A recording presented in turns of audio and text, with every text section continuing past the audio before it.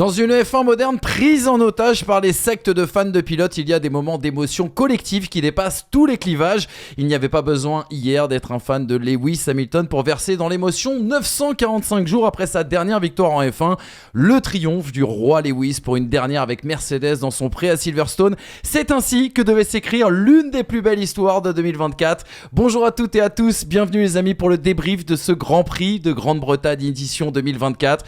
Et je suis toujours aussi bien accompagné avec la crème de la crème des chroniqueurs F1 francophones, Monsieur Hamza Ramani d'un côté, Monsieur Brice Germain de l'autre. Salut les gars, comment ça va ? Est-ce qu'on a vécu le plus beau moment de 2024 hier ?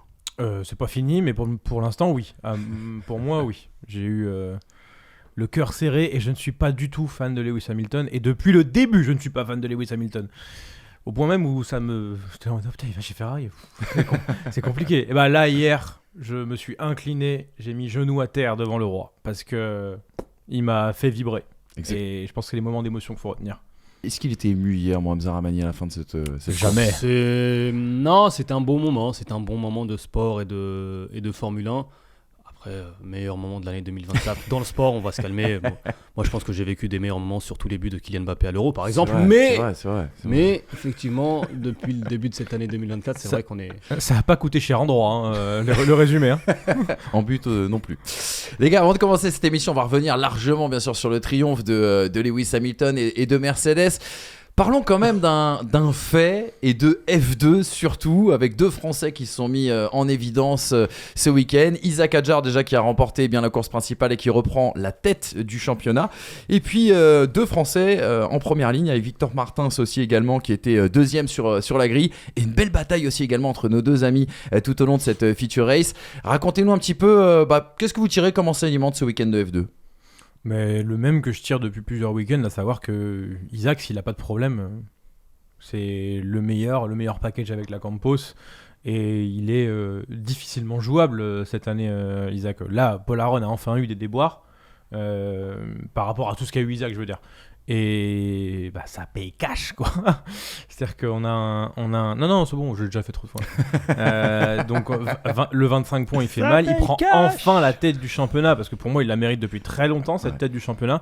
Maintenant, il faut l'asseoir avec une domination statistique, on l'espère, à venir. Mais ça me rappelle un peu ce Grand Prix...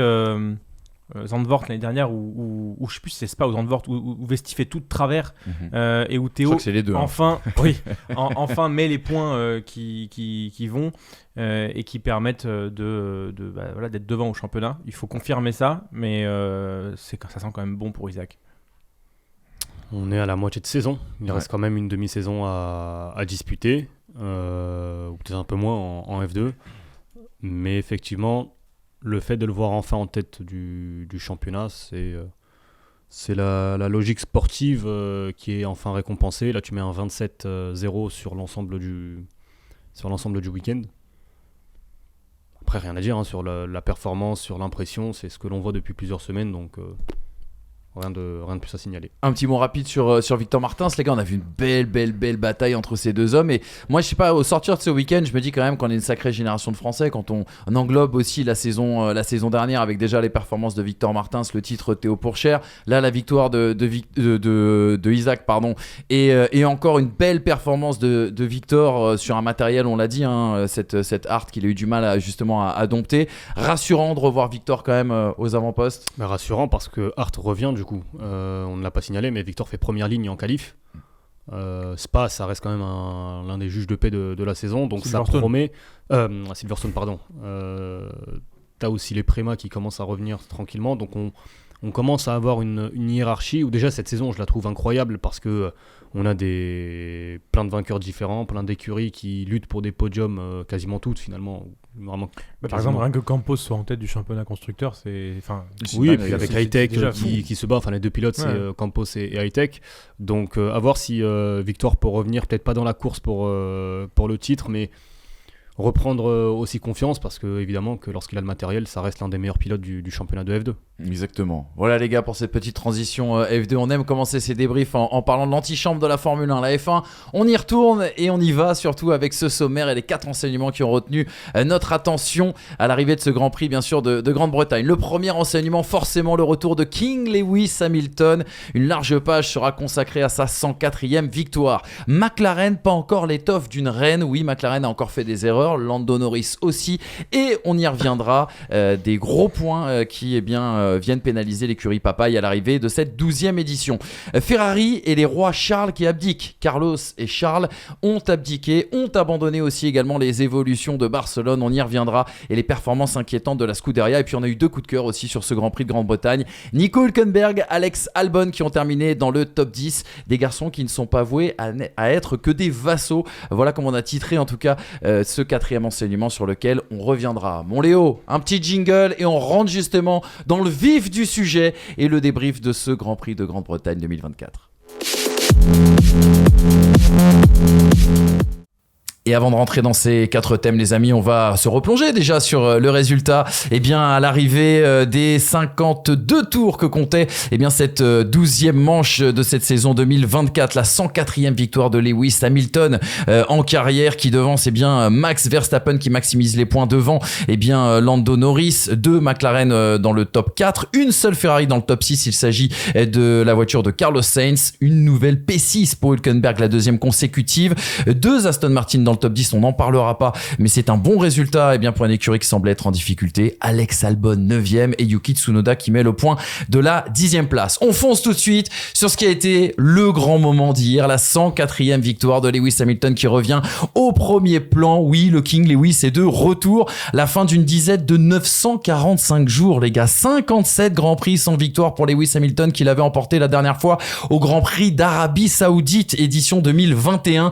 Sa 9e victoire à Silverstone, ça le place comme le recordman des victoires sur le même circuit. La dernière aussi avec Mercedes, lui qui s'envolera pour Ferrari l'année prochaine. Et puis une des grandes questions, on commencera par là, l'émotion à l'arrivée. Est-ce que son 104e succès n'est pas le plus émouvant de sa carrière? Pour revenir sur la course de Lewis Hamilton, on rappelle qu'il aura été patient au début, lui qui partait 2e derrière son coéquipier George Russell, qu'il a passé à la fin du premier relais. Une stratégie aussi également parfaite avec cet undercut sur Lando Norris dans la dernière partie de course. Et puis surtout, quelle gestion pour contenir Max Verstappen qui était en dur et avait un peu plus de performance. Et puis Lando Norris qui a fait le choix de rester sur le même composé de pneumatiques que Lewis Hamilton.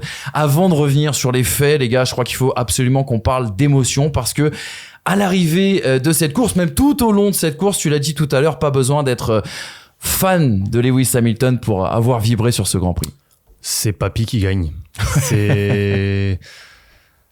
C'est forcément, tu sais, ça me fait penser, je pense qu'en Formule 1 ces dernières saisons, on a eu des moments un peu comme ça, des moments forts. Je pense à la victoire de Raikkonen à Austin 2018. Je pense au dernier ou l'un des derniers podiums de Sébastien Vettel lorsqu'Alonso vient le féliciter à Bakou. Je pense à Alonso qui se bat pour des podiums lors du début de saison 2023.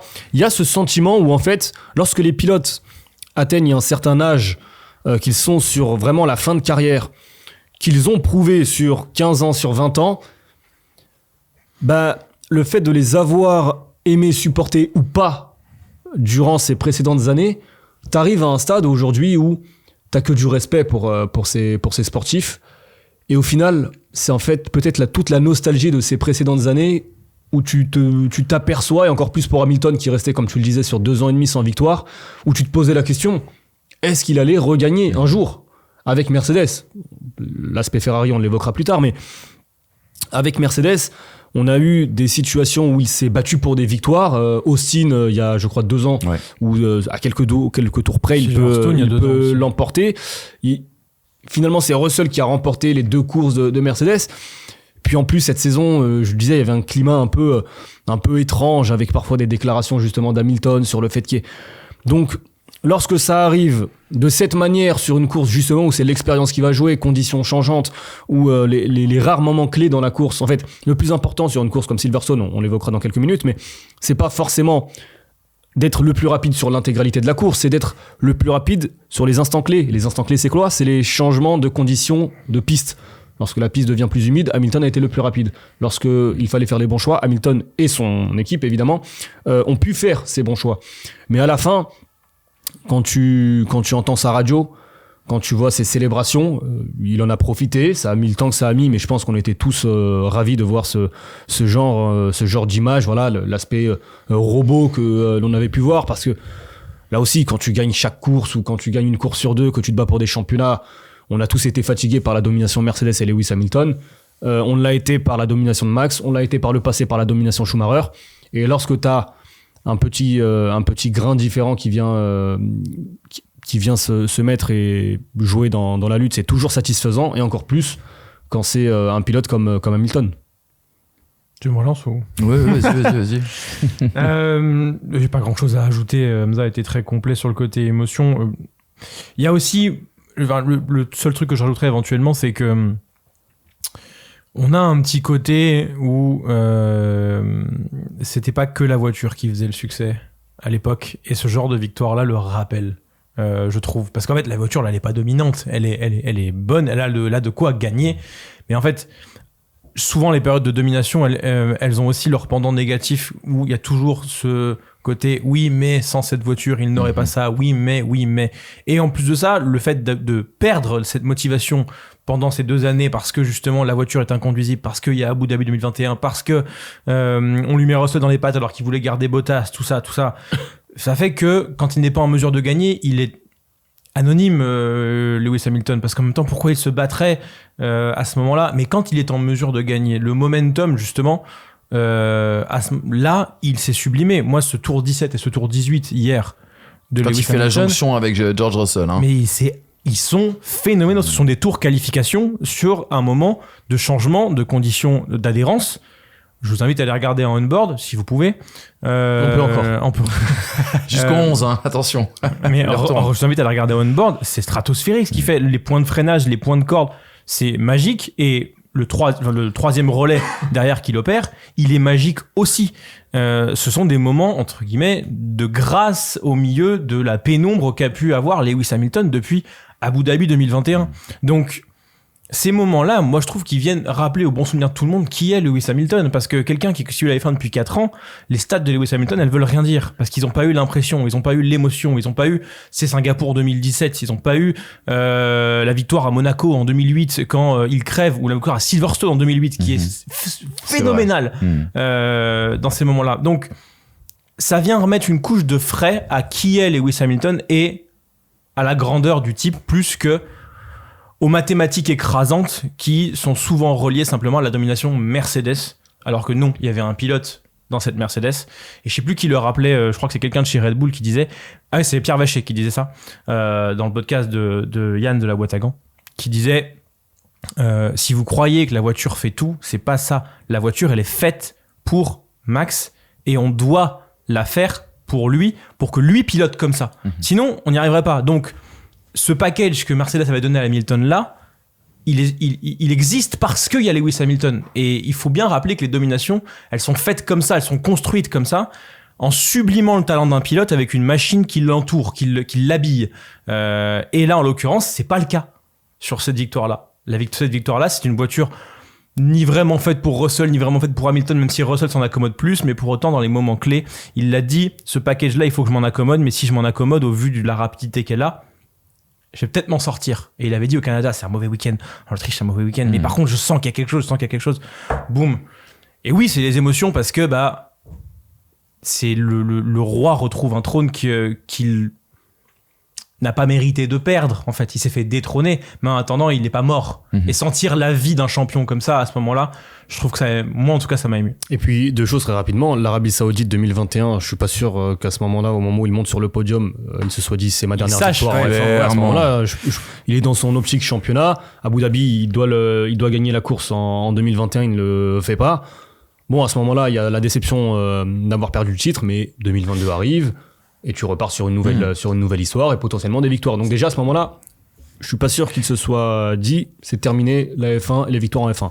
Deuxième chose, pour faire une transition avec le sportif, et c'est très juste ce que tu évoques, il faut en profiter de cette période, on a peut-être tendance à ne pas assez le souligner, c'est qu'aujourd'hui, on a plusieurs voitures qui ont le matériel pour gagner. 4. Donc aujourd'hui, c'est le 4. pilote. C'est le pilote qui va gagner une course. Ça veut dire que le pilote qui fait une course parfaite peut ne pas gagner. Mais le pilote qui ne fait pas une course parfaite ne gagnera pas. Ouais. Et ça, il faut le souligner. Exemple Lando. Exactement. Juste très rapidement, les gars, si on regarde les stats vite fait de Lewis Hamilton, on rappelle qu'il a commencé en Formule 1 avec McLaren en 2007, 344 courses, 104 victoires, 199 podiums, 7 titres. On a rarement vu Lewis Hamilton aussi ému à la fin d'une course. Jamais pour moi. Et même jamais, même pour Même un la titre première, mondial. même le Canada 2007. J'ai pas souvenir de... Même pour son premier titre mondial, cette victoire, est-ce qu'elle rentrera? Je sais que c'est toujours un peu des questions bêtes et questions de journalistes, mais quelle place elle aura dans l'anthologie Lewis Hamilton? Elle est bête, mais en même temps, elle est pas si simple à répondre parce que, j'allais dire dans la carrière en Formule 1, mais même dans la vie sportive de Lewis Hamilton, depuis qu'il a commencé le karting, il n'a pas eu une aussi longue période de disette. Exactement. 2 ans et demi, pour Hamilton, c'est du jamais vu. Depuis qu'il a débuté le karting, c'est du jamais vu. On rappelle que jusqu'à 2021, Hamilton a gagné au moins une course chaque année en Formule 1. Même lorsqu'il avait une voiture problématique. Même pour ne pas dire, épave, ce serait peut-être un peu exagéré, mais De 2010 à 2012. il a pas la voiture. 2012, il joue le titre parce qu'il y a aussi le changement de. Mais non, parce pas qu'ils sont 2012, pardon, nombreux aussi. 2010. Parce qu'ils sont nombreux aussi. 2010. Mais 2011, la voiture n'est pas bonne. 2013, il arrive chez Mercedes, la voiture Est presque Et bonne, mais. très performante en qualification, mais en course, elle use tellement ses gommes que la victoire semble impossible et lui va quand même aller te chercher une victoire. Il les a eu ces victoires. Donc quand en 2022, je m'en souviens, en 2022, on était sur ses stats. Hamilton, depuis le début de sa carrière, c'est une pole, c'est une victoire, ça va arriver. En fin de saison, ça arrive, mais lui ne l'a pas, cette victoire, C'est alors vrai. que la performance redevient. Donc, cette victoire, si à la fin de sa carrière, on verra ce qu'il fera avec Ferrari, mais si la carrière devait s'arrêter fin 2024, si on prenait par exemple 5 dates clés d'Hamilton, mais je pense sincèrement que cette victoire, elle y est. Tout comme la 2018 de Raikkonen, je pense. C'est le dernier souffle, la last dance. on va Je dire. sais pas si ça a la même signification. Bah, c'est Hamilton, c'est pas pareil. Moi, les gars, devant le Grand Prix hier, j'étais trop petit en 91, mais hier, devant le Grand Prix, je me demandais si ça avait pas un petit peu la saveur, tu sais, de la victoire de Senna au Brésil en 91. Tu sais, cette image qui sera décorrélée, on va dire, de tous les exploits que le pilote a fait, mais ce moment d'émotion qui comptera dans justement la carrière qu'il nous a offert. Et donc, la chance, et je reviens à ce que tu disais tout à l'heure, la chance aussi, tu parlais du facteur pilote, mais la chance aussi d'avoir ces générations qui sont mêlées aussi également en Formule 1. La chance d'avoir encore un Lewis Hamilton qui soit présent, la chance d'avoir encore un Fernando Alonso, et puis la next-gen aussi également avec les Norris, les Leclerc, les Russell, etc. etc. Bah, déjà, t'as un mec de quasiment 40 ans qui a battu tous ces gars-là qui ont commencé le karting au moment où lui était champion du monde. Mais enfin, voilà, c'est vrai. faut quand même se le dire. Et moi, je sais pas, je le comparerais peut-être plus à Loda qui, alors je pense que la blessure physique et moi je suis de ce genre-là, désolé. Je pense que la blessure physique et la blessure morale, elle est aussi impactante pour un être humain. Et en l'occurrence, je pense que ça ressemble davantage à Loda qui revient de sa blessure. Et qui va regagner derrière. Là, en fait, Hamilton, on l'a tous cru fini. À un moment, faut être clair. Quand on a vu ce qui se passe en 2022, on a vu en 2023 un sursaut. Effectivement, il était toujours là. Fini Mais chez Mercedes. oui, Parce qu'on mais en disait fait- il y a en fait, 2 semaines, je crois, que quand on faisait le classement des pilotes, Oui. on disait Hamilton, le jour où il aura la voiture, je me fais Mais pas de soucis. quand on dit fini, enfin, encore une fois, ça va être vite interprété, mais fini mentalement, en fait, que Oui, découragé. voler dans sa tête, voler fin 2021. En 2022, pas la voiture. 2023, pas la voiture. On l'écoute pas. 2024, pourquoi je me battrais? Alors qu'en fait, il le dit, je me bats tous les jours, mais en fait, il se bat contre ça, contre le fait de plus avoir confiance, en fait, de pourquoi je fais ça tous les jours, alors qu'en face, je peux rien faire, etc., etc.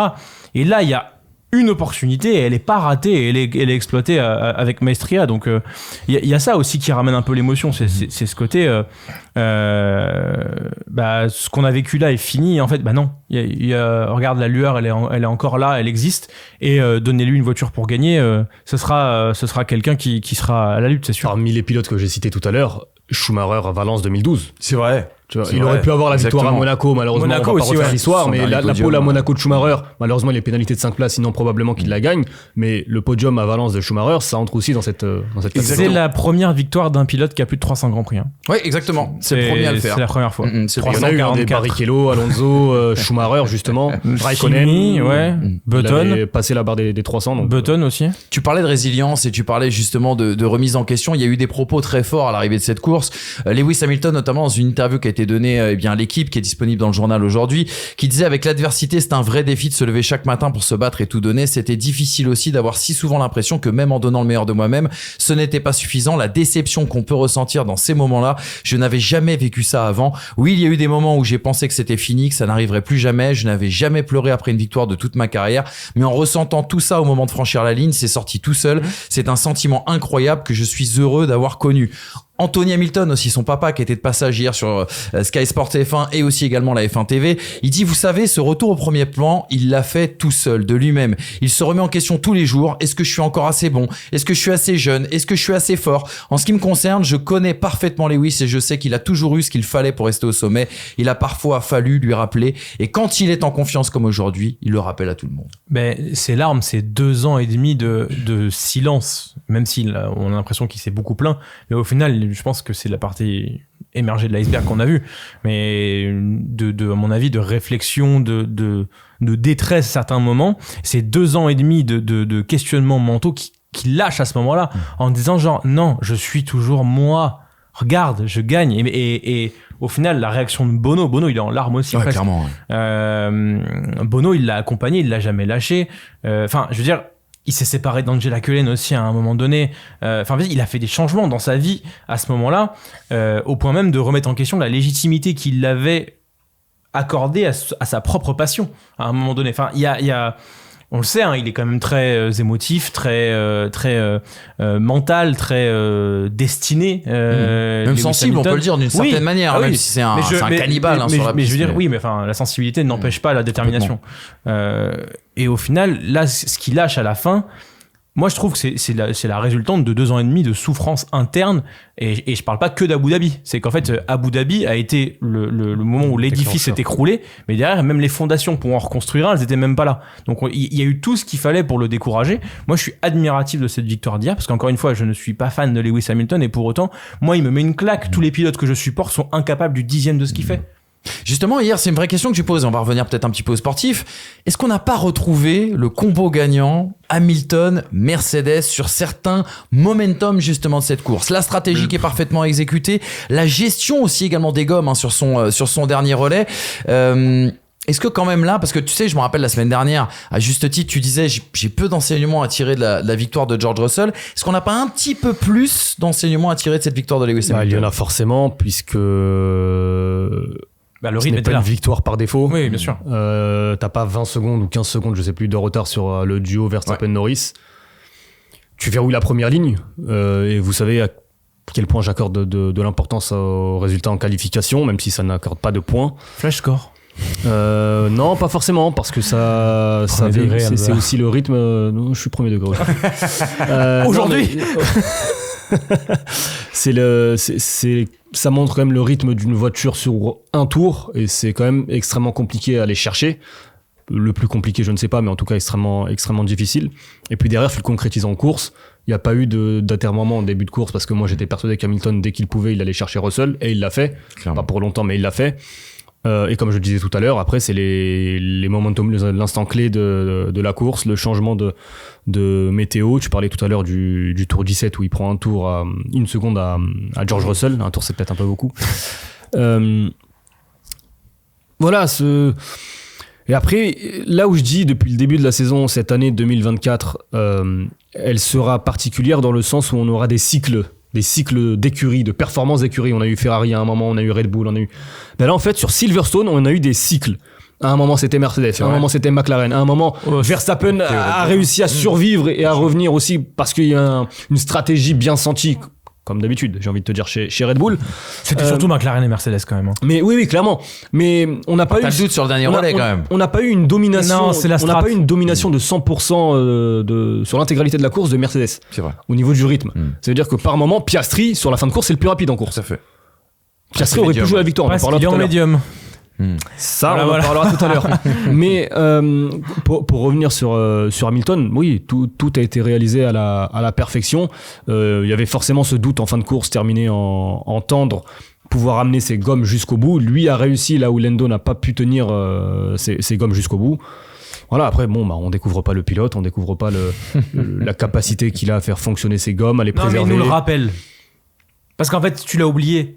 Tu Bah, pensais plus. Non, mais t'y pensais penses plus parce qu'il ne se bat qu'au plus aux final, avant-postes. Au final, Oui, il y t'as raison. a 5 ans, une 5e place de Lewis Hamilton, ça fait un enseignement ici.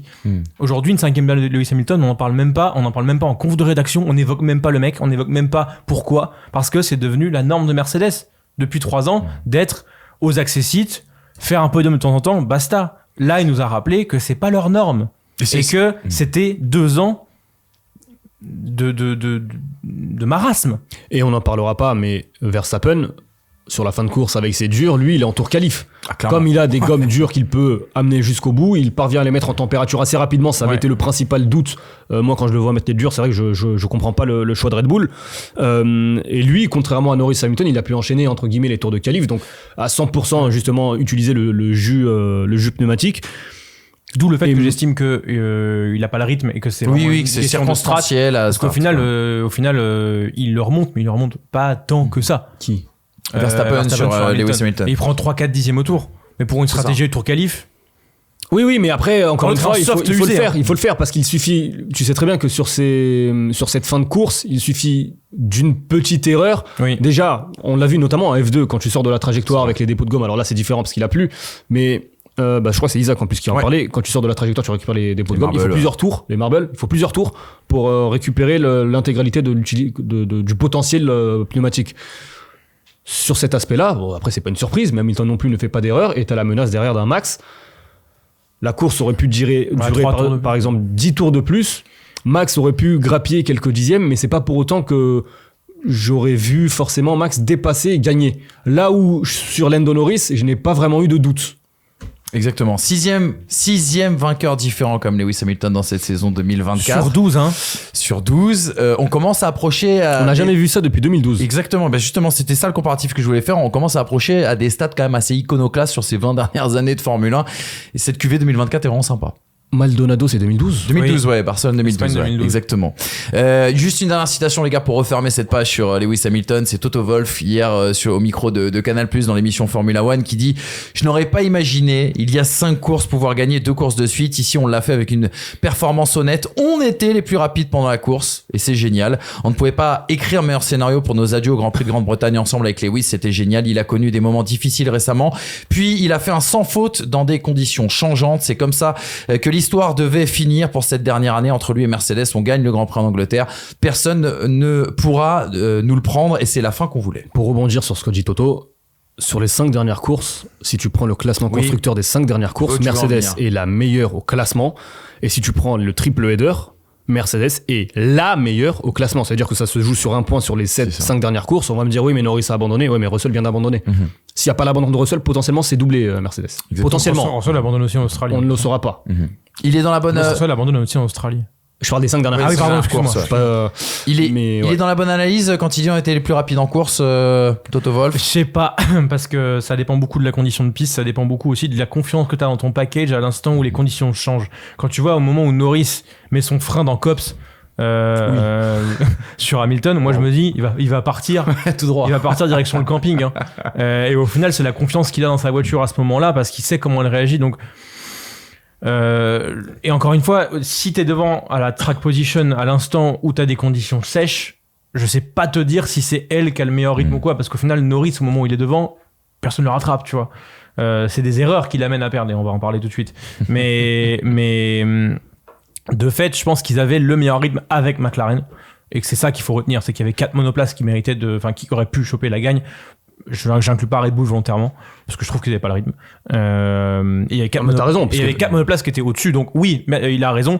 Nous étions, j'inclurais McLaren. Et c'est ce que l'on dit pour conclure depuis de longues années, et notamment à l'époque où c'était Mercedes qui dominait. Red Bull, aujourd'hui, se battait pour la victoire, enfin à Silverstone se battait pour la victoire parce qu'il y a eu les bons choix stratégiques alors que tu n'avais pas forcément la meilleure voiture. C'est vrai. On va pouvoir parler notamment d'Oscar Piastri. Eh bien, on va en parler tout de suite de McLaren. Les gars, juste pour refermer ce débat, enfin pas ce débat, ce grand enseignement sur Hamilton, peut-être que dans quelques semaines, on se posera la question de savoir si le move vers Ferrari était le bon. Mais on en parle tout de suite. J'y ai pensé, vraiment, tu sais, j'y ai pensé à la fin de la course en me disant... Non, pour moi, il n'y a pas de question. De toute façon, parce que c'est pas de sujet. C'était un brin taquin ce que je disais. Quand t'écoutes Hamilton, c'est décorrélé des résultats. Bien sûr, c'est ça. C'est un nouveau challenge, c'est le dernier challenge. Tu parles potentiellement du plus grand pilote de toute l'histoire de la F1, ou en tout cas assurément l'un des plus grands, voilà, pour pas vexer les susceptibillités à droite et à gauche. Team LH. Et finalement, tu te retrouves avec potentiellement le plus grand ou l'un des meilleurs ou l'un des plus grands chez la structure qui est identifiée Formule 1. Mm-hmm. Même si Ferrari, ça se passe mal, je préfère le voir échouer chez Ferrari que de ne pas le voir tenter chez Ferrari. Voilà. Moi, ce qu'a fait Vettel, je l'ai beaucoup critiqué pour ses performances sportives, pour le fait d'avoir raté des moments clés, potentiellement des championnats. Mais je préfère voir Vettel échouer chez Ferrari que rester toute sa carrière dans le confort Red Bull. T'as bien raison. Ou que aller chez Aston Martin quand même. C'était gratos. Oui, on aurait bien aimé le voir rester chez Alpine. Carton jaune. Non, mais tu voulais le voir rester chez Alpine. Mercenaire. Oh. Oh là là, ce moment de poésie complètement gâché. Oh. Allez, enseignement 2, là, je vous attends au tournant. Fermez les yeux, monsieur Moine. Vous êtes aveuglé par votre passion, vous aussi, je le sais. Deuxième enseignement. Foudroyé. Foudroyé, tiens. Oui, foudroyé. Ah, McLaren a été foudroyé. Est-ce qu'elle a l'étoffe d'une écurie reine, cette écurie papaye? On rappelle, est-ce que c'était pas d'ailleurs la voiture à battre ce week-end encore, me direz-vous?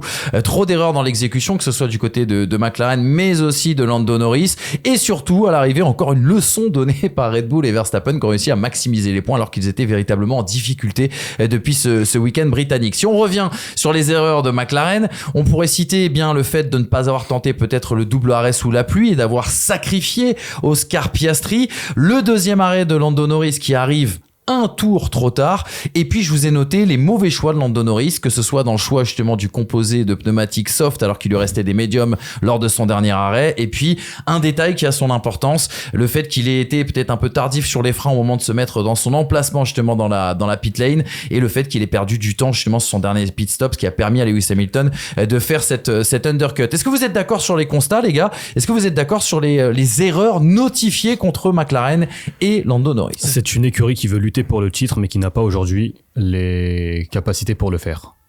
Pas les capacités sportives. Voiture, hein. Exactement. On parle pas de la mécanique ou de la monoplace. Mais aujourd'hui, ce qu'a montré McLaren à Silverstone, je trouve ça extrêmement inquiétant. Dans l'optique d'un championnat, encore une fois. Moi, aujourd'hui, je considère McLaren comme étant un prétendant à moyen terme ou à long terme. Donc, soit cette saison, soit la saison prochaine, comme étant un prétendant pour le titre avec ces deux pilotes. Donc aujourd'hui, un pilote pour cette année, 2 pilotes l'année prochaine. Et ce qui s'est passé à Silverstone, on l'a déjà vu cette saison. Ça serait au Japon, je crois. C'est ça le problème. Mais c'était Non, mais on l'avait justement souligné, je crois que c'était au Japon, il me semble. Si, vous avez été trop frileux sur la strat. Même, tu sais, on n'a pas eu le temps d'en parler. Excuse-moi de te couper, on n'a pas eu le temps d'en parler la semaine dernière parce qu'il y a eu cet accrochage Norris-Verstappen qui nous avait pris beaucoup de temps d'antenne. Mais on n'oubliera pas que la stratégie de McLaren en Autriche, elle n'est pas audacieuse du tout à se calquer sur Max Verstappen et n'en rien tenter, par exemple. Mais là, ce qui se passe à Silverstone, moi, là, ce qui m'a vraiment le plus choqué, c'est Oscar Piastri. Parce que tu as le choix entre perdre 3-4 secondes ou potentiellement perdre tu ne sais pas combien. Mais tu ne sais pas combien, ça peut être 1 seconde si la piste n'évolue pas, mais comme tout le monde entre, tu sais que la piste évolue et tu as les datas justement des autres pilotes en piste. Ou potentiellement 10, 20, 30, 40, tu ne sais pas. Je suis obligé de te couper. Pour amener un point de vue temporel à ce que tu dis, c'est que là on le dit maintenant, mais à ce moment-là, ils savent pas si le tour de plus il est payant ou pas. Donc il y a aussi. Ce que je te dis, c'est que tu sais ce que tu perds en l'arrêtant, mais tu ne sais pas ce que tu perds en ne l'arrêtant pas. Mais du coup, en fait, mais entre perdre 3 secondes et perdre potentiellement beaucoup plus, tu ne sais pas. Ils ont fait n'importe quoi. Je suis d'accord. Cependant, je suis quand même de ceux qui disent, comme tu sais, pas tous les œufs dans le même panier. Et du coup, avoir un tour d'écart, je le comprends. Particulière. Après, je suis d'accord. Mais du coup, effectivement, il y a un manque d'anticipation de ce moment-là. Le moment où on arrête Oscar Piastri. C'est Oscar Piastri, il est derrière Norris à 2 ou 3 secondes pendant 5, 6, 7 tours. Et d'un coup, d'un seul, parce qu'il sent que c'est le moment où on va chausser les gommes, il se rapproche pour tenter de passer devant Lando Norris et du coup avoir la primeur de l'arrêt. C'est ça. Je suis d'accord avec toi, mais je suis pas d'accord sur la raison. Pour moi, c'est juste qu'il est le plus rapide. Ah oui, mais d'accord. Mais enfin, à un moment donné, Parce que Norris, il y a une vidéo. s'il ne le passe pas, il est bloqué. piégé. Ah, bien sûr, Il est mais bien piégé. sûr, bien sûr. Faut qu'il le passe. C'est ça. La réalisation internationale nous a montré 4 ou 5 tours après, alors qu'on le voit en direct sur une caméra embarquée. On était, je crois, avec Hamilton ou avec Piastri, et on voit beaucoup plus loin Norris qui, je crois, à Copse, coupe tout droit et rate son. Bon, à ce moment-là, Norris est en difficulté.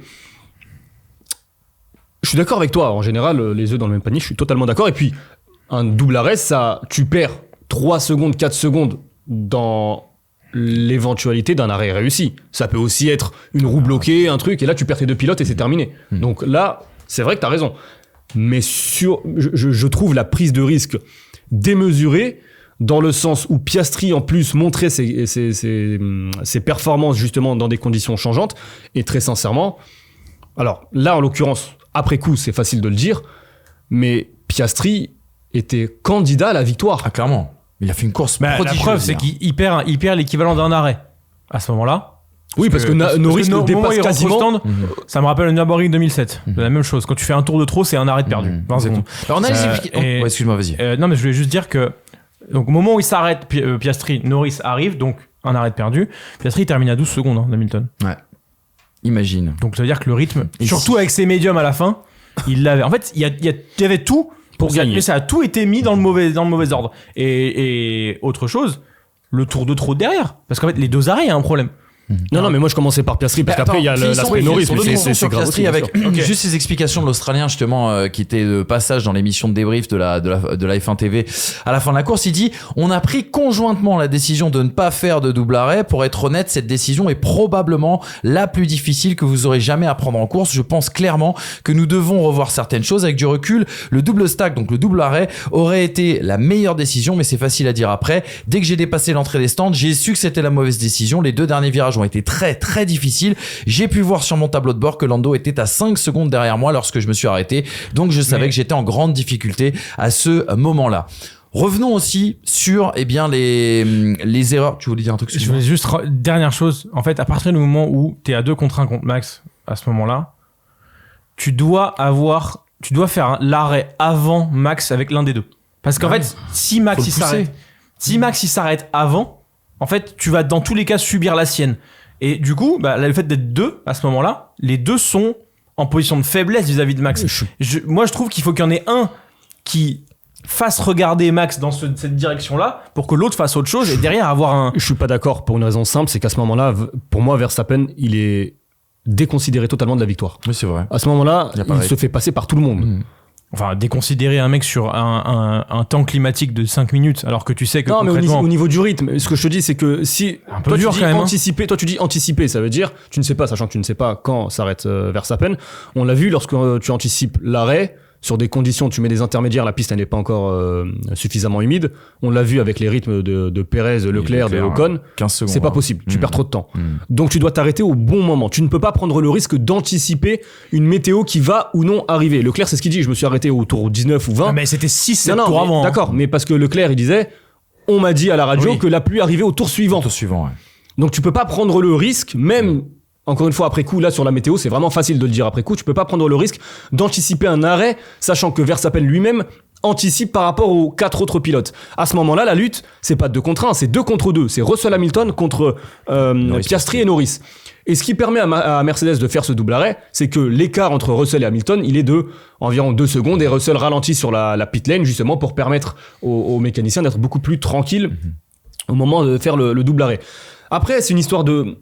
manque d'expérience aussi, de la part de Piastri et de la part de l'écurie. Peut-être que Piastri aurait dû rentrer, freiner tranquillement, ou limite prendre le risque de se faire passer juste avant l'entrée des stands et faire ce double arrêt. Encore une fois, c'est peut-être plus facile à dire aujourd'hui, mais sur ces conditions météorologiques, moi en tout cas, et c'est vraiment un aspect qui me passionne, la stratégie, je préfère avoir l'assurance de perdre, enfin l'assurance, encore une fois, sauf arrêt raté.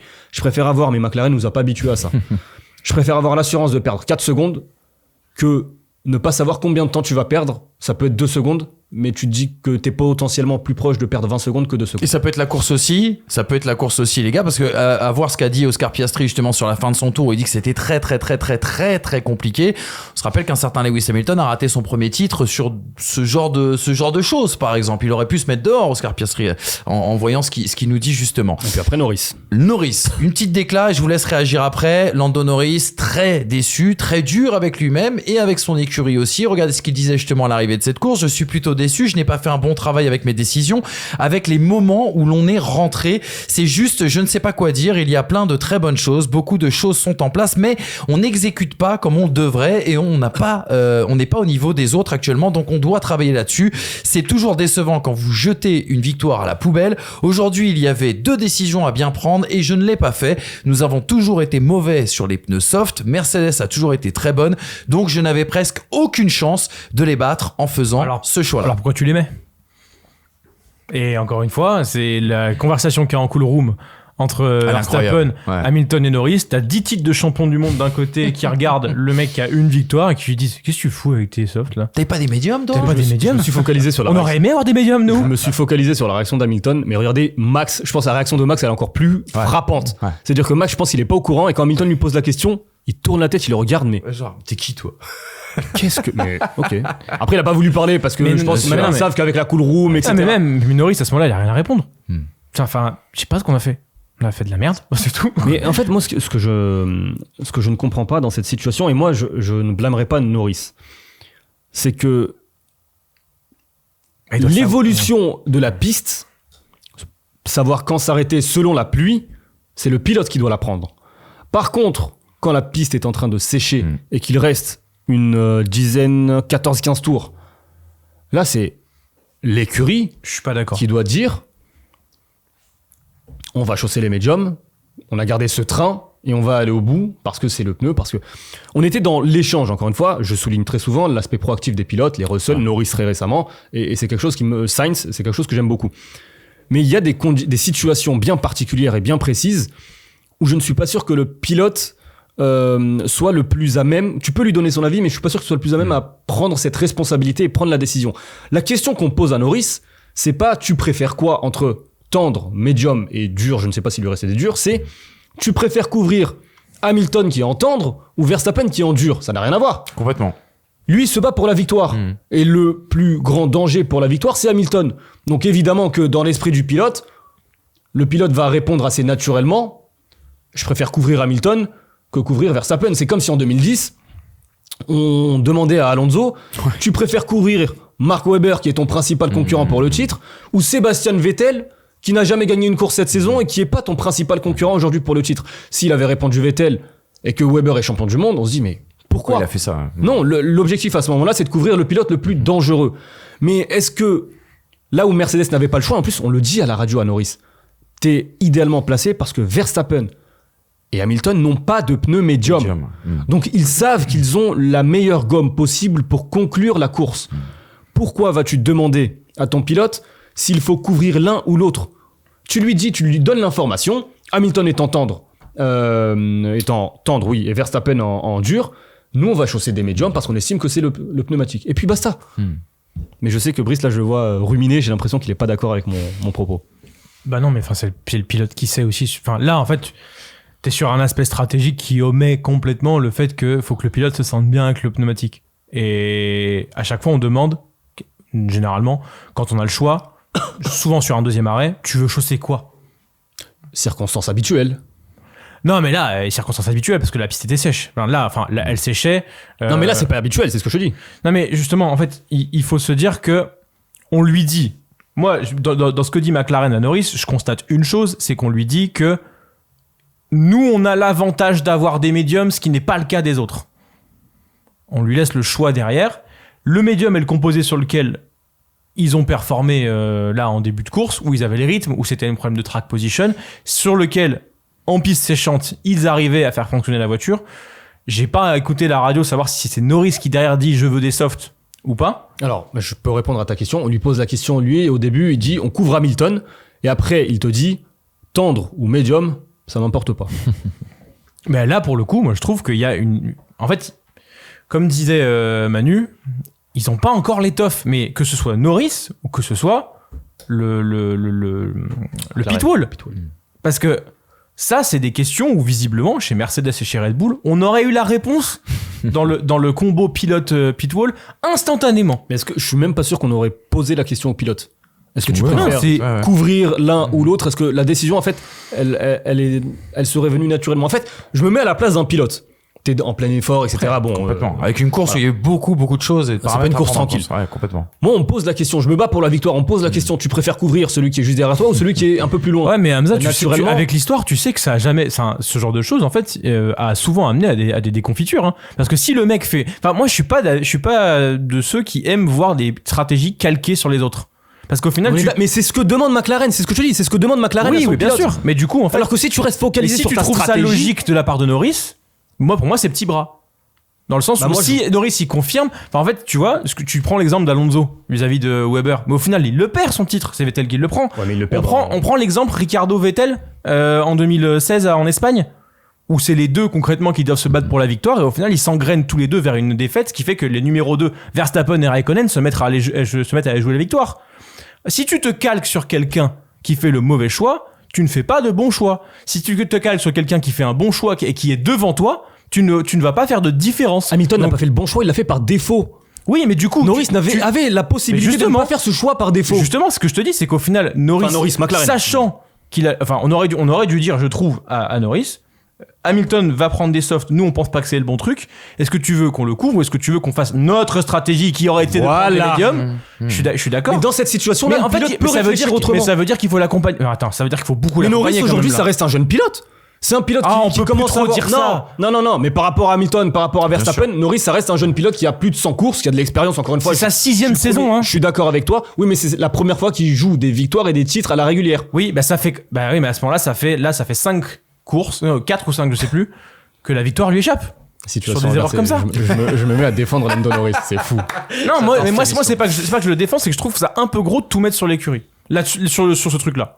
Mais en fait, on n'a pas amené, encore une fois, tous les pilotes n'ont pas la réflexion. Il y a des pilotes, Stroll, il a 8 ou 9 ans d'expérience. Je suis pas sûr qu'aujourd'hui, il soit dans la capacité jouer d'avoir devant. cette réflexion Parce que qu'il peut en a avoir jamais, il en a jamais eu besoin, certes. que peut avoir un Fernando Alonso. Alonso, tu lui poses la question, il répond. Hamilton, tu lui poses la question, il répond. Verstappen, tu lui poses la question, il répond. Sainz, Russell, ils répondent. Leclerc, il répond.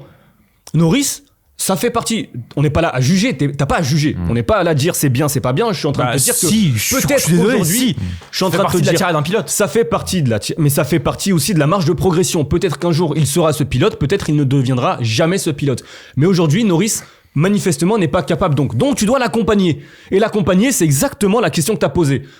Hamilton a mis ça, Verstappen a mis ça, nous on pense que la meilleure stratégie c'est ça. Est-ce que tu préfères, si tu veux responsabiliser ton pilote, tu préfères faire quoi? Mais nous on pense que la meilleure c'est ça. À aucun moment on lui dit la meilleure c'est les médiums. Non, mais il y a en tout cas une constante chez McLaren, et c'est pas, on n'a pas attendu le Grand Prix de Grande-Bretagne pour le dire, c'est il y a des stratégies qui sont un petit peu frileuses. On l'a vu, t'as cité d'autres exemples, on l'avait déjà revu, eh bien, en Autriche, on n'en avait pas beaucoup parlé, comme je disais tout à l'heure, parce qu'il y a eu cet accrochage avec Max Verstappen, mais on n'est pas proactif sur Il y a un chez syndrome du McLaren. petit, en fait. Voilà, c'est ça, exactement. On Il y la a joue un- petit bras, comme on l'avait déjà dit. Les gros font ça, qu'est-ce que tu veux qu'on fasse? Exactement. Et du coup, bah, on suit un peu aveuglément. Mais c'est vrai que ça manque cruellement d'un choix que nous, on comprendrait pas et que eux comprennent parce que ce sont les stratèges C'est d'une ça. écurie de Formule 1 et qu'à la fin, on se dit, ah, waouh, ça a payé de fou. Mais au final, bah, il y a 2 erreurs, enfin, parce qu'il faut quand même qu'on avance. Et il y a 2 erreurs majeures sur le week-end, sur la course, à savoir, bah, faire rentrer Piastri un tour plus tard, plus, mettre Norris en soft et l'arrêter un tour après aussi, accessoirement. Parce qu'au final, Hamilton est en soft. Ça se trouve, il rentre au même tour. Peut-être que ça change la donne, on ne sait pas. Mais l'undercut que fait Hamilton en ayant ses pneumatiques slick à ce moment-là, il fait la diff. Plus long. Je qualifierais pas d'undercut. Moi sur des situations les pistes sont Bah, c'est changeantes. un undercut. Non mais factuellement, mais un undercut d'habitude moi c'est un aspect stratégique où tu veux couper pour C'est un Là, composé sur pneumatique qui fonctionne mieux sur le tour de sortie que sur le tour d'entrée. Point. Oui, mais peut-être C'est- que le pilote à ce moment-là, Norris, très rapidement, il se rend compte de l'erreur. Je sais pas si c'est la sienne ou, mais Ah, mais ça cumule quand même. Attends, t'as pas le bon composé pneumatique. non, mais ça cumule. On est d'accord. On est d'accord. Tu perds 3 secondes au stand par rapport à l'arrêt. C'est pas, enfin, ça arrive, point barre, ok. Plus de Norris. Oui. Ouais. Et Plus- là, pareil, je suis Mais désolé, moi aussi, je suis tolérant. Loris, c'est difficile, ok, c'est le seul à commettre cette erreur, mais difficile. Moi, je louerais Sachant que plutôt. les inters sont morts, hein, morts de chez mort. Ah ouais, c'est ça. Moi, je louerais plutôt la faculté des mécaniciens parce que sur un arrêt où incroyable. tu te retrouves 50 cm Ouais. ou 1 mètre plus loin, ils ont perdu que 2 secondes et bravo aux mécaniciens de Je McLaren. t'invite à revoir le gars la Lollipop.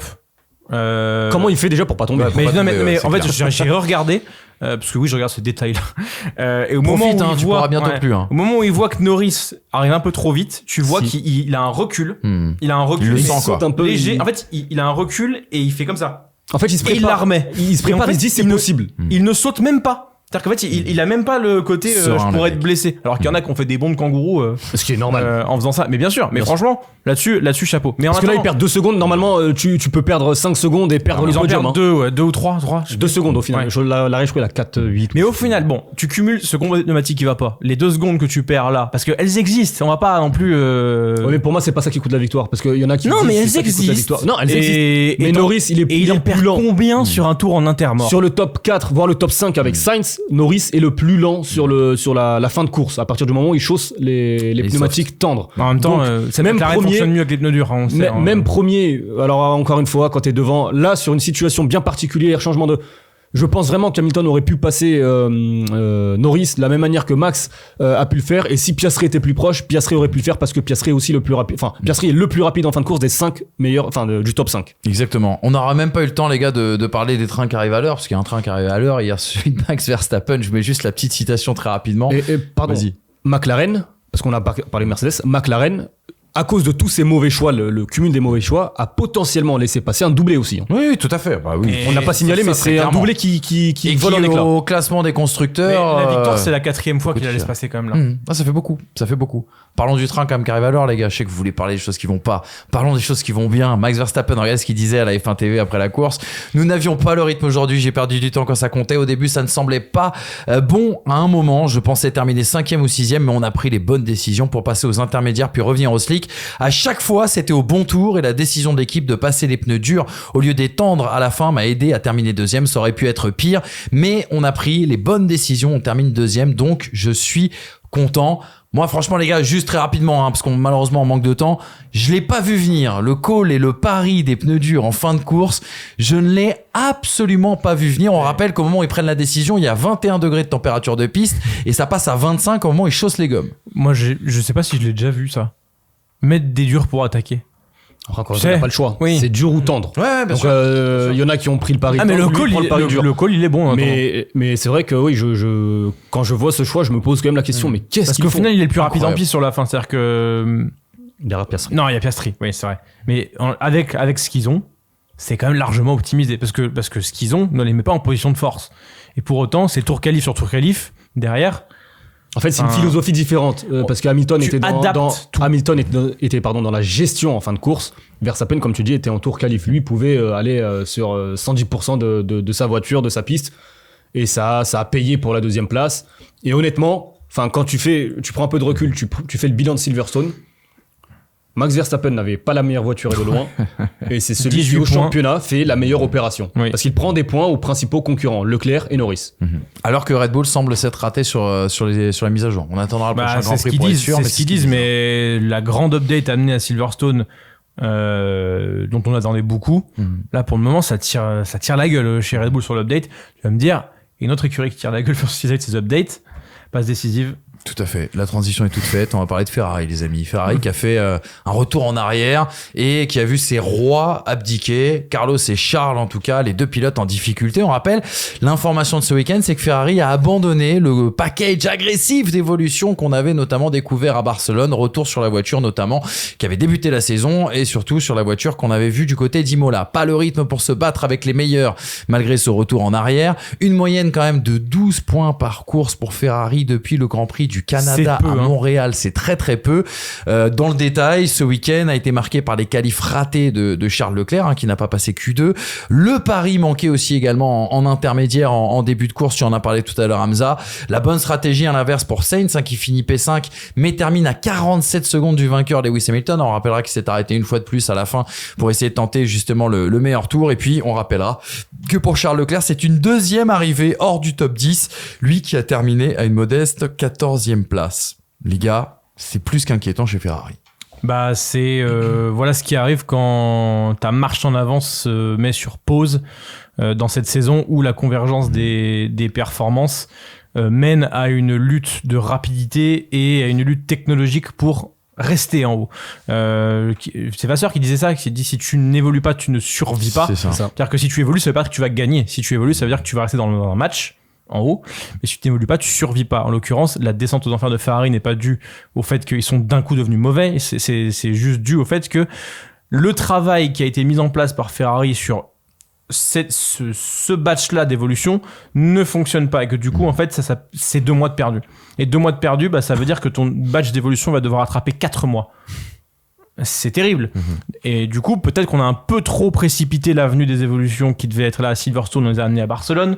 Mais au final, ils ont rendu la voiture certes plus rapide, parce qu'il faut le dire, elle est plus rapide. Simplement, une voiture, on n'est pas dans F1 Manager, une voiture, elle est pilotée par un être humain. Et si cette voiture, bien que rapide, est impossible à conduire, elle devient de facto moins rapide.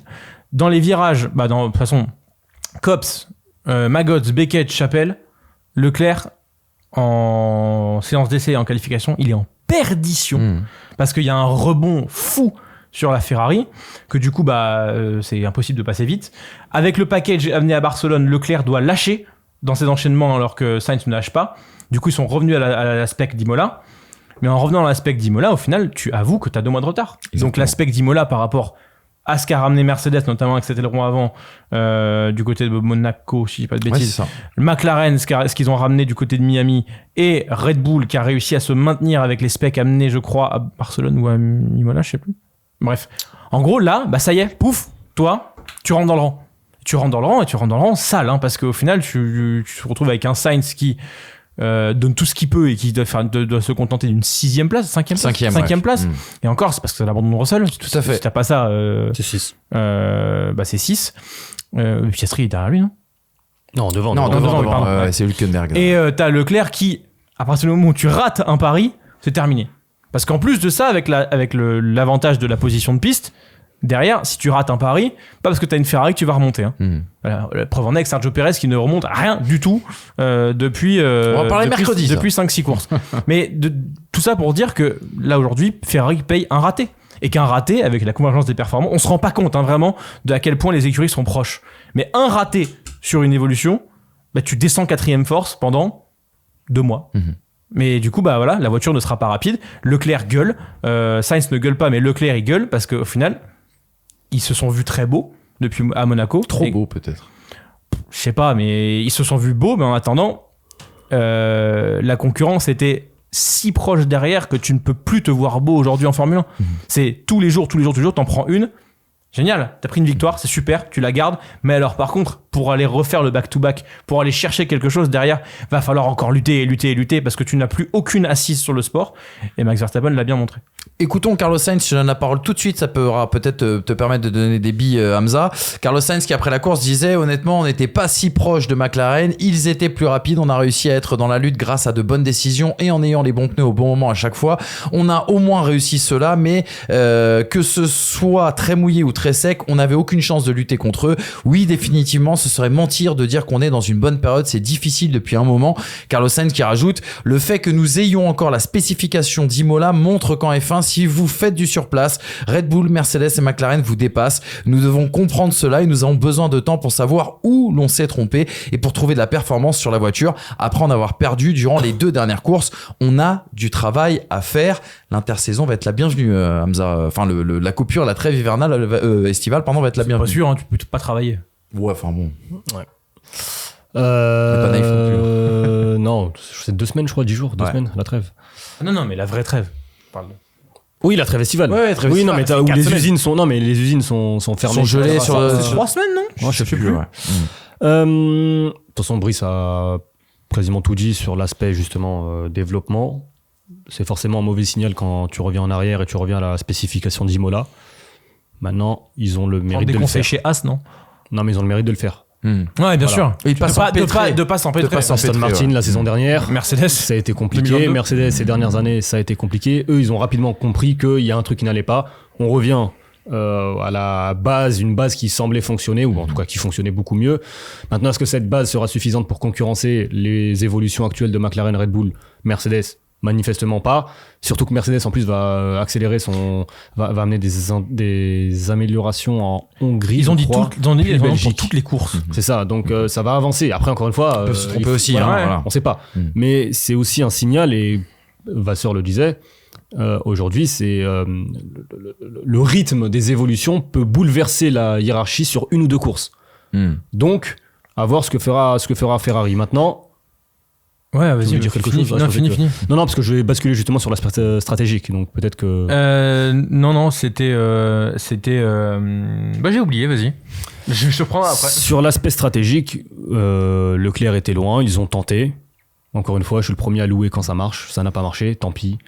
Ils ont rapidement compris, donc il s'est retrouvé loin à une trentaine de secondes de la 15e place, ou je sais plus à quelle place il était à ce moment-là. Parler jusqu'à 12 secondes.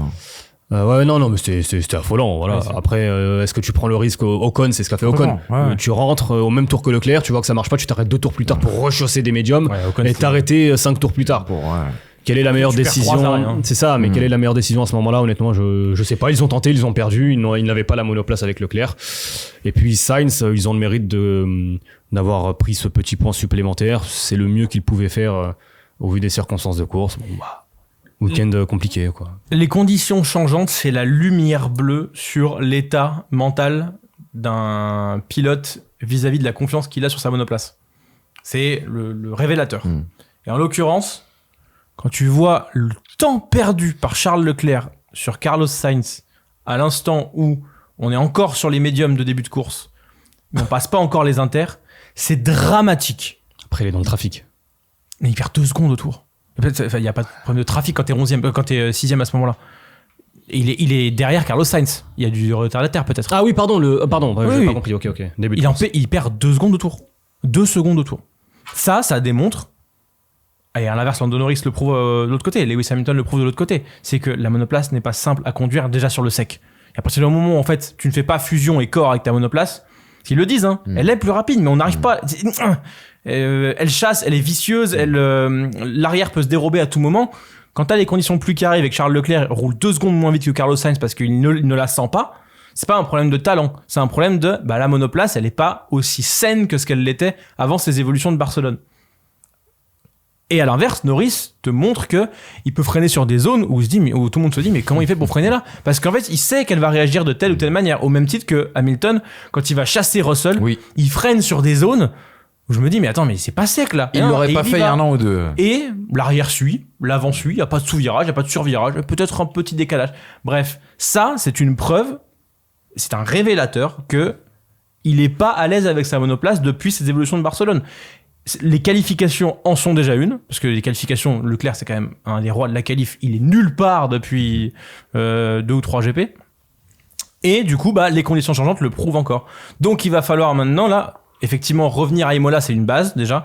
Assainir le package, c'en est une autre. Développer sur la performance aussi. Mais du coup, effectivement, ce qu'on disait par rapport au fait que est-ce que Leclerc et Ferrari peuvent jouer le titre sur ce laps de temps qui séparait Monaco de Silverstone, on a eu la réponse sur un point, c'est que Ferrari et Leclerc n'ont pas suivi le rythme.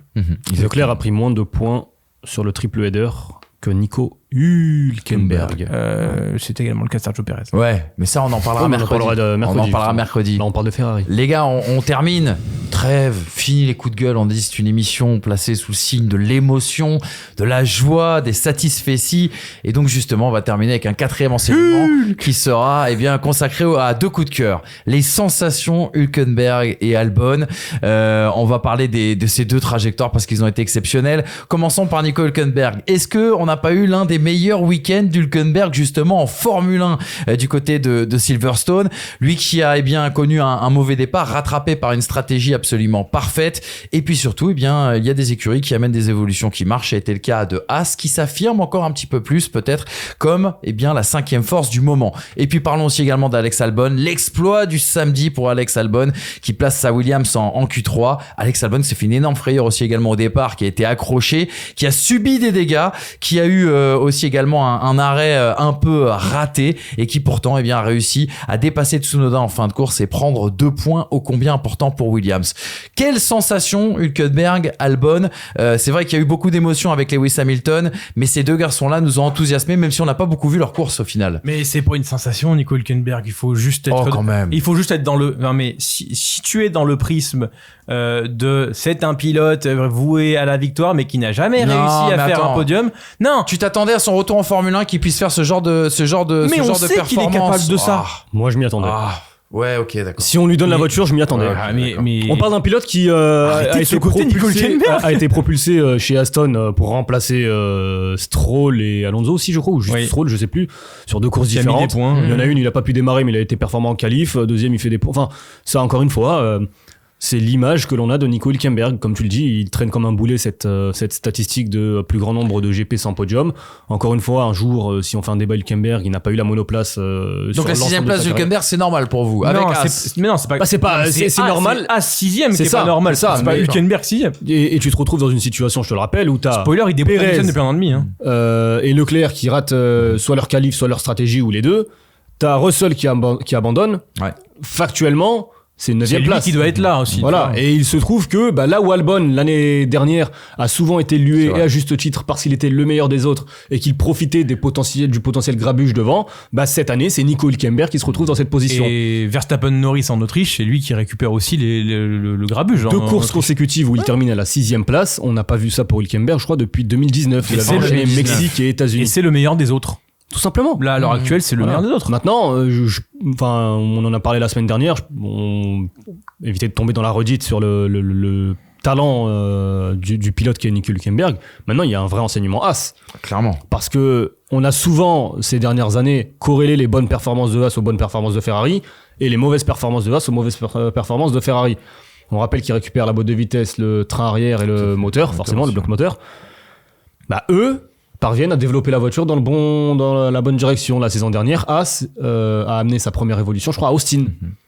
Et ça, c'est une nouveauté. Là, c'est le premier package qui fonctionne réellement de As depuis des années. Mais c'est même, voilà ce que j'allais dire, c'est même une nouveauté. Parce qu'il est arrivé d'Ayao Komatsu. À l'époque, on se rappelle que combien d'évolutions avaient été mises chez As et ne fonctionnaient pas. On se rappelle de Romain Grosjean qui, en fin de saison, justement, était revenu à la voiture du début de saison. 3 mois à s'en rendre compte. Complètement. Ça, c'est vrai que c'est une vraie, la philosophie, enseignement. Elle est aujourd'hui différente. Aujourd'hui, As est une équipe de Formule 1. À l'époque, c'était une écurie qui faisait figuration en Formule 1. Forcément, tu constates que le départ de Gunther Steiner et l'arrivée. Il y a une année où ils font figuration, c'est Mazepin Schumacher, mais.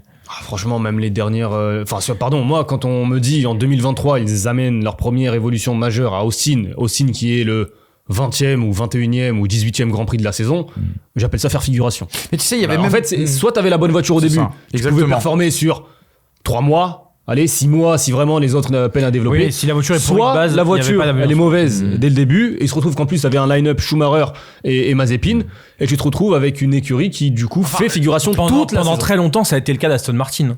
Et Racing Point et Force India, c'est-à-dire que ça dépendait. Si t'avais un bon package en début de saison, tu pouvais mettre des points, mais derrière l'amélioration, elle viendrait jamais. Oui, mais le package était quand même. C'était un peu plus haut à la base. Voilà, je veux dire, c'est qu'en soi, le côté Formule 2 et le côté risible de As, c'était vraiment une année. C'était sacralisé sur une année, mais. Tu sais, Romain Grosjean disait en 2022, quand Mick Schumacher, justement, se crachait souvent, tu sais, en début de saison, Romain Grosjean disait la situation chez As, c'est très compliqué parce qu'en fait, tu as un très bon package généralement en début de saison et si tu ne maximises pas les points à ce moment-là, tu te mets une pression tout seul et c'est là que tu surconduis, c'est là que tu fais des erreurs et en plus de ça la voiture généralement régresse dans la hiérarchie. Un patron toxique qui fout ta gueule toute la journée pour faire genre non mais c'est pour rire. Mais au final Komatsu et là aussi peut-être qu'un jour on en parlera un peu plus longuement, mais c'est l'aspect ingénierie qu'il apporte. On rappelle que c'est un ingénieur de base et il apporte son savoir justement sur cet aspect. En plus manifestement sa culture de travail elle semble aussi convenir désormais à As. Ils ont amené des évolutions qui fonctionnent, ce qui est quand même une vraiment dès le vendredi ils l'ont dit Ouais. Donc c'est hyper prometteur pour la suite de la saison de As.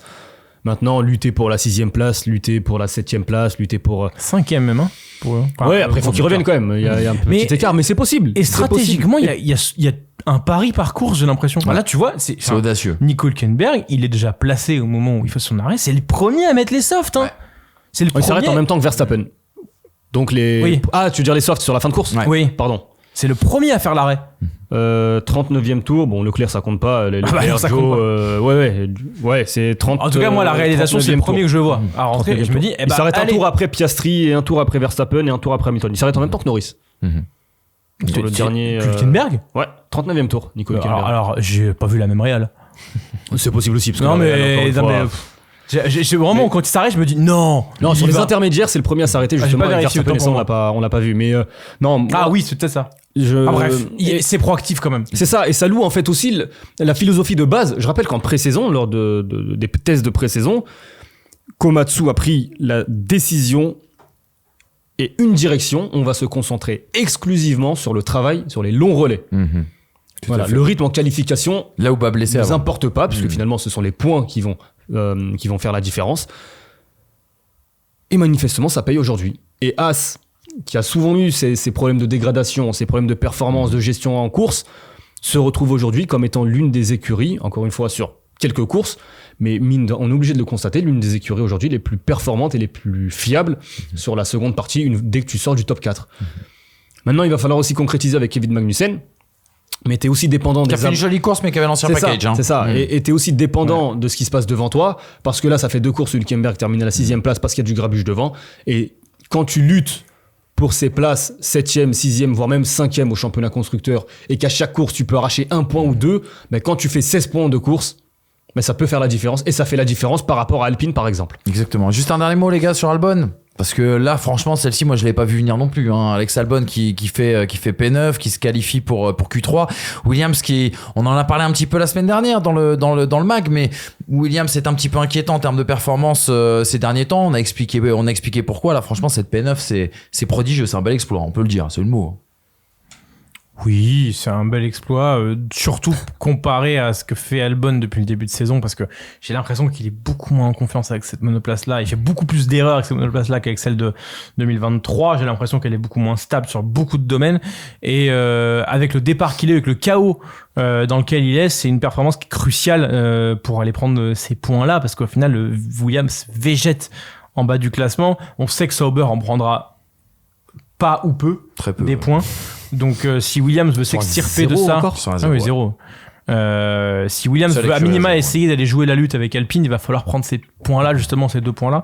Et ils auraient pu en prendre, excuse-moi de te couper, un point de plus avec Sargent s'il rate pas le double arrêt. Mais il fait une très belle course, Sargent aussi. Enfin, pour le coup, c'est facile de tomber dessus. Donc soyons honnêtes, il fait une très belle course, il fait une très belle qualif aussi, parce que je rappelle qu'il part sur la même ligne que Charles Leclerc. Et qu'il bat encore Sergio Perez. Oui, mais ça... 3e point en 5 courses. C'est normal ça. Mais Colapinto a battu Sergio Perez ce week-end aussi. Mais t'as pas honte. J'ai pas honte à partir du moment où KitKat a pas honte de mettre 8 millions sur lui, mais bon, c'est pas grave. On va en parler mercredi. Bah parlons-en mercredi, allez. Non mais ça m'énerve, c'est bon. Rien à rajouter sur Albon. Bref, Albon, sur Williams, donnez-lui un baquet. Non mais pour revenir très rapidement sur Williams, et je sais qu'on en fera un débat bientôt.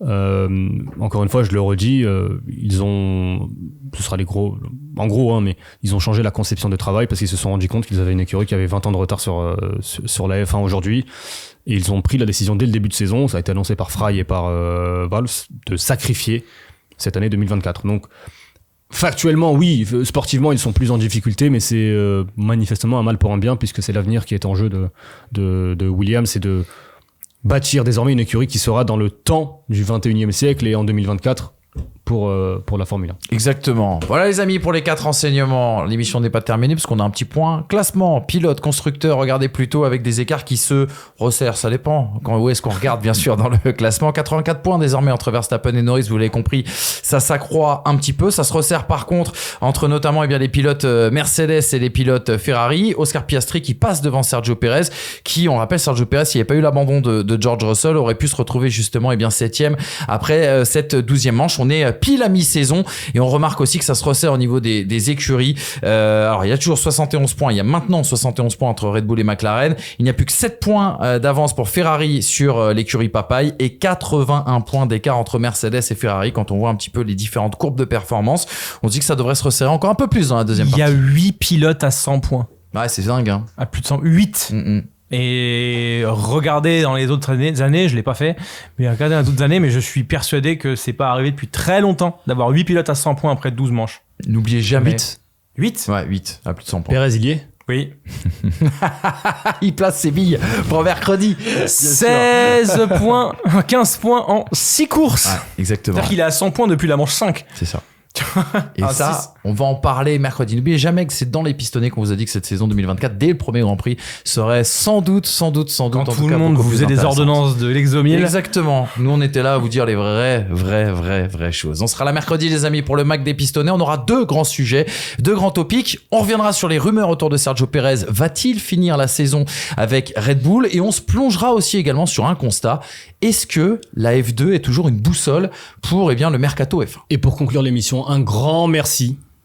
Parce que c'est À la fin. réalisation. Un grand merci à la F1 TV de nous avoir procuré autant d'émotions ces dernières années, la qualité de travail, tous ces contenus divers et variés. Ce n'est qu'un au revoir. Ce n'est qu'un au vrai. revoir. J'espère pas C'est un vrai. adieu. J'espère Non. qu'on retrouvera nos amis de la F1 TV très vite. Mais un grand merci à eux parce que quand le travail est de qualité, il faut aussi le souligner. Tout à fait. Merci à eux. C'est vrai que c'est la dernière fois qu'on pouvait officiellement, en tout cas, les regarder.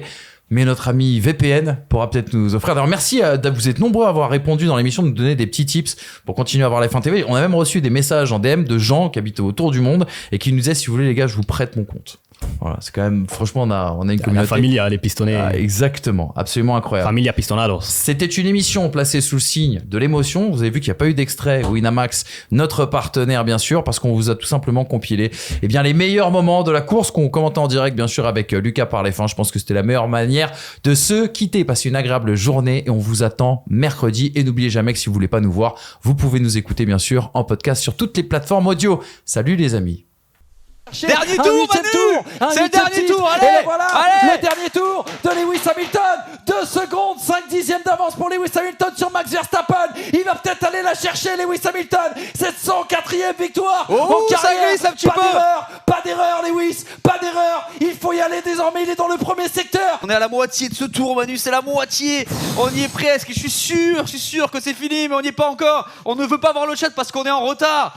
Et là, oui, ça y est, il a pris Cops. Et il va se diriger vers Maggots, Beckett, Chapelle avant cette dernière zone DRS. Et Max, il a 2 secondes 1, ça se rapproche. Mais normalement, ça va pas être suffisant. Ça va pas être suffisant, normalement, Manu. Allez, on y va, on espère. Ça va être trop tard pour Max Verstappen, il en finit de cet enchaînement mythique. Lewis Hamilton, moins de 2 secondes désormais entre Hamilton et Max Verstappen. Allez, pas d'erreur, Lewis, pas d'erreur, il faut aller au bout, il faut rester concentré. La liesse, le public qui est debout tout autour de ce tracé de Silverstone. Allez, il reste désormais quelques virages pour Lewis Hamilton. monsieur. La réaccélération. Oh, Lewis on y est, Hamilton, ouais. la Bravo. 104e victoire de sa carrière. Allez, Lewis Hamilton, oui, monsieur. qui regoute à la win depuis le Grand Prix d'Arabie Saoudite 2021. Hamilton qui s'impose Oui. sur une Mercedes en Grande-Bretagne. On ne pouvait pas rêver mieux. On écoute la radio. Putain, incroyable. C'est ouf. Ouais, il pleure. Oh, il est en larmes, Lewis. Incroyable. Oh, c'est ouf. Oh, c'est dingue. Waouh, franchement. Putain, j'ai envie de chialer là. Franchement, ouais, grave. J'avoue, waouh. Il m'a mis un frisson, ce con là. Il m'a mis un vrai frisson. Putain. Waouh. Lewis Hamilton en larmes dans son baquet avec les mots de Toto Wolff. Wow, le frisson qui nous parcourt tous. On n'est pas tous amoureux et fans de Lewis Hamilton, mais quand on aime la Formule 1, quand on aime les belles histoires, waouh, franchement c'est énorme. Franchement Voilà, c'est c'est- énormissime. Oh là là, c'est quelque chose. Énormissime. Hein. Bah, là, c'est quelque chose, franchement. Sur le Grand Prix de Grande-Bretagne en plus là, bon là. Et bien comme quoi après 104 victoires, on peut encore avoir de l'émotion en passant le drapeau à Damien à la première position. Allez, retire-nous ce casque Lewis et fais-nous chialer un bon coup. Putain, il va être dur à écrire le débrief. C'est Bono qui va monter sur le podium avec Lewis Hamilton. Wow, Mercedes, ils ont décidé qu'on Ouais. allait Ils tuer auraient- le budget Kleenex aujourd'hui. Voilà les amis, merci beaucoup. Salut. Messieurs, Au dames. revoir. Au revoir.